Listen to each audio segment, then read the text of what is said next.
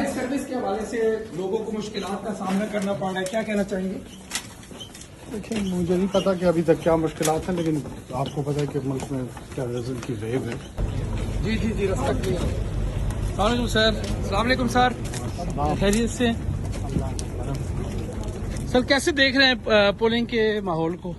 جی الحمدللہ، ایک تو پرامن ہے. ابھی تک تو دعا یہی ہے کہ لوگ اپنی کانسٹیٹیوشنل رائٹ کو ایکسرسائز کریں ایک پیسفل انوائرمنٹ میں.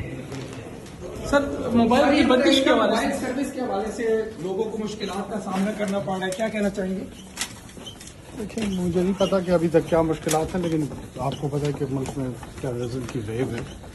تو بہت ساری جگہوں پہ سیکورٹی کانٹیکس میں اگر کوئی